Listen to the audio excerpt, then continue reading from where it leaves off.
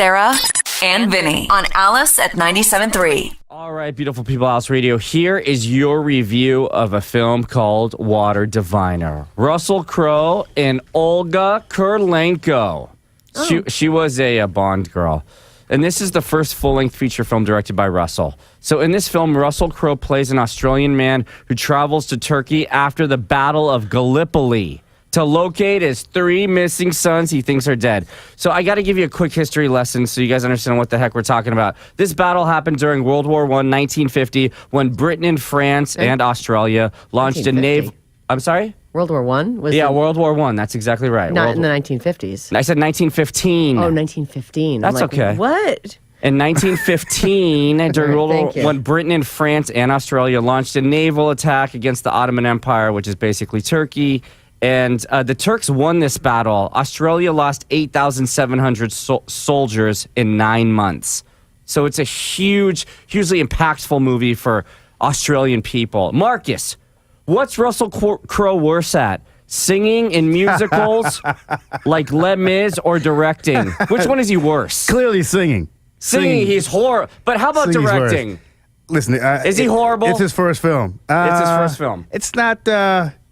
he should stick to acting. Let me just say that. Yeah, he should stick to acting. Yeah. Don't sing. No singing, no directing. Don't direct. This is definitely a vanity project for him. He's Australian. It wasn't horrible, but it wasn't great.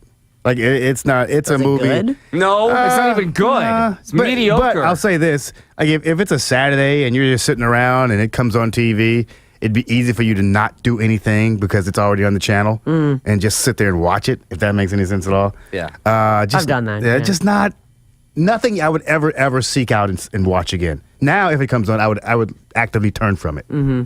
I've seen this. Yeah. Marcus, Russell, he's known for throwing phones at people's heads. How many phones did you want to throw at Russell at the end of this film? It wasn't that bad. I wanted to throw like 4 phones at his head. It just wasn't. It wasn't a film that really moved me.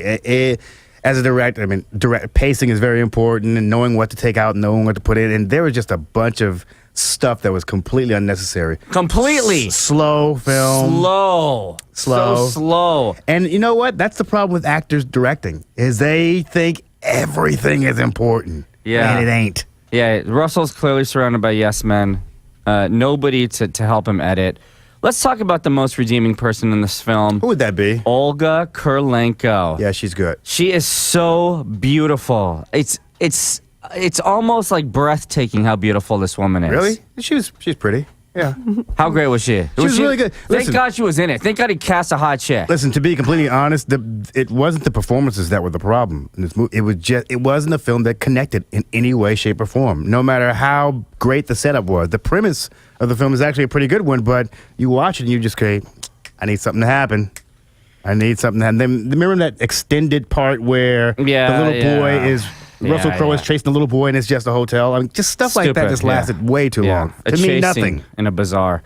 Did it bother you that at the end we followed Russell Crowe for 2 hours and we have no idea what happens to him, what happens to his character, what happens to his son? It just fades to black and they say 37 million people died in World War I. This film is dedicated to them. Yeah, it was a weird twist because at the end everybody was happy and then, hey, and then it's over. You're like, what? Yeah. It's weird, just weird. Terrible. You definitely needed somebody in there to actually. Well, thanks for telling me the ending. Edit the thing.